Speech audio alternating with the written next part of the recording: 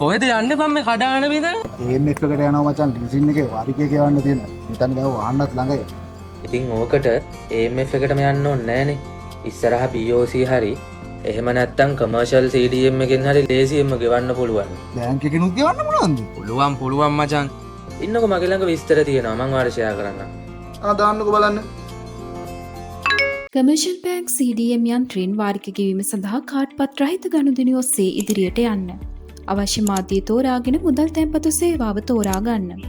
AMF ගිණුම් අංකය වන 121,600,9200 සටහන් කර තහවුරු කරන්න. ඔබගේ ජාතික හැඳුනුම්පත් අංකය සටහන් කර තහවුරු කරන්න.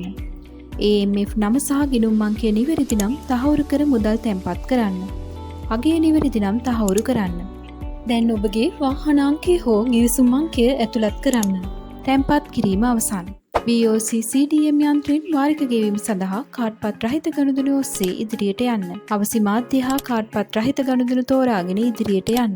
AMF ගිණුම් අංකය වන 40/70/48 ඇතුළත් කර නිවැරදි බව තහවුරු කරන්න. ගිණුම් අංකය සහ නම නිවැරදි නම් තහවුරු කරන්න. විවෘත වන කවුළුවේ මුදල් තැන්පත් කර අගය නිවැරදි නම් ඉදිරියට යන්න. ඔබගේ දුරකථන අංකය හා ජාතික හැඳුනුම්පත් අංකය සටහන් කර තහවුරු කරන්න.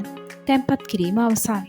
හරි ආව මචං. මං එහෙනම් ඉස්සරහ CDM එකෙන් ගෙවාගෙන එන්නම්. thank you මචං.